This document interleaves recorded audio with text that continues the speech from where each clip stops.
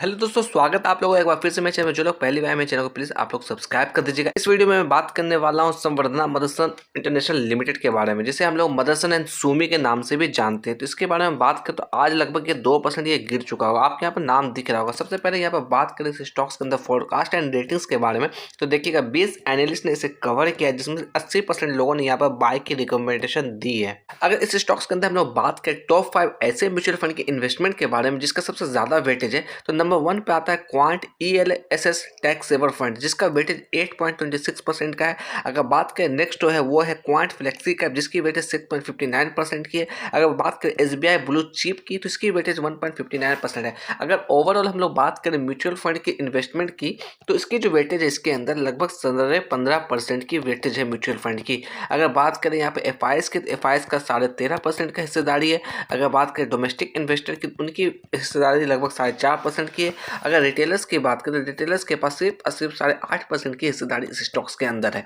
अगर आप लोग चार्ट पे बात करें इस स्टॉक्स के अंदर कितनी गिरावट रह सकती है, यार ये क्यों गिर रहा है, तो यहाँ पे आपको मालूम होगा इसके जो क्वार्टर्स के जो नतीजे हैं बेहद ही खराब आए हैं। ईयर ऑन ईयर बेसिस पे तो नंबर अच्छे नजर आते हुए दिख रहे हैं, but quarter on quarter basis पे जो भी एक्सपर्ट का जो एक्सपेक्टेशन था उस एक्सपेक्टेशन पे ये खड़ी नहीं होती इसके नंबर्स। इस वजह से इसमें गिरावट देखने को मिल रही है। और दूसरी बात अगर हम लोग बात करें यहाँ पर, तो बाजार के सेंटीमेंट भी यहाँ पर नेगेटिव वाली है, तो उसका भी इम्पैक्ट इस स्टॉक्स के अंदर पड़ता हुआ दिख रहा है। अगर हम लोग बात करें इसके अंदर, तो इसने लगभग 215 का लेवल को भी टच किया था। उसके बाद लगातार ये स्टॉक्स गिरावट देखने को मिल रही है। इसके लिए यहाँ पर 180 का एक अच्छा सपोर्ट था। इस सपोर्ट के पास इसने से कंसीडर करने की कोशिश की। आप यहाँ पर देखिएगा ये जो लेवल्स है आपका ठीक 180 के आसपास का, यहाँ पर सपोर्ट के तौर पे काम किया। वापस से तेजी भी देखने को मिली, बट जहाँ बाजार में नेगेटिव सेंटीमेंट देखने को मिली उसकी वजह से इस लेवल्स को भी ब्रेकडाउन दे दिया। अभी हम लोग बात करें इसके क्रूशियल लेवल्स के लिए, तो वो लेवल्स नजर आता हुआ दिख रहा है 158 का। ये क्रूशियल लेवल्स है। अगर अभी ट्रेडिंग प्राइस की बात करें 161 के आसपास इसकी क्लोजिंग हमें देखने को मिली है। तो अभी आपको जल्दबाजी में फ्रेश एंट्री नहीं कर लेना, थोड़ा सा वेट कर लेना है, क्योंकि आप देख रहे हैं बाजार में जो गिरावट देखने को मिली है, ऐसा नहीं है सिर्फ इस स्टॉक्स के अंदर हमें गिरावट देखने को मिली, ओवरऑल सारे इंडेक्स के अंदर गिरावट देखने को मिली है। वो चाहे मिड कैप की कंपनियां हो या फिर स्मॉल कैप की हो या फिर लार्ज कैप की हो, तो ओवरऑल इंडेक्स में हमें गिरावट देखने को मिली। तो इसलिए ये गिरावट कितनी रह सकती है फर्दर कहना बहुत ही मुश्किल है। इसलिए फ्रेश खरीदारी के लिए थोड़ा सा वेट कर लीजिए 158, क्योंकि एक अच्छा सपोर्ट है। अगर इस लेवल्स को ये ब्रेकडाउन देता है तो ये स्टॉक्स कहीं ना कहीं आपको 140 के आसपास भी जाता हुआ दिख सकता है।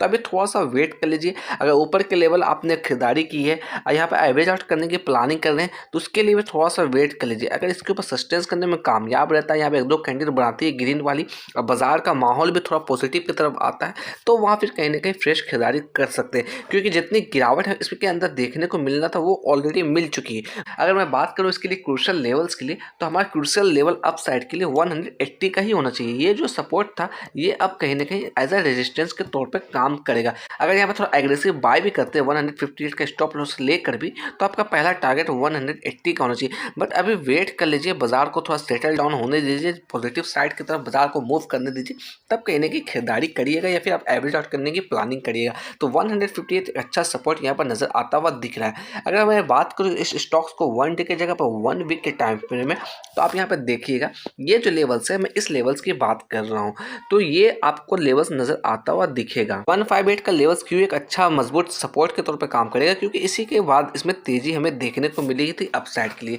अगर हम लोग गिरावट की बात करें, लगातार इसमें गिरावट हमें देखने को मिली है। अगर ओवरऑल मेजर करें इसको ऊपर के लेवल से कितना ये गिर चुका है, तो लॉन्ग टर्म पीरियड के लिए एक अच्छा बाइंग हमारे लिए हो सकता है इस लेवल्स के आसपास। लगभग 24% की करेक्शन हमें ऊपर से देखने को मिल रही है। अगर हम लोग इस स्टॉक्स के अंदर बात करें बोनस को लेकर, तो देखिएगा 2022 में भी बोनस दिया था, 2018 में बोनस दिया, 2017 में बोनस दिया, 2015 में बोनस दिया।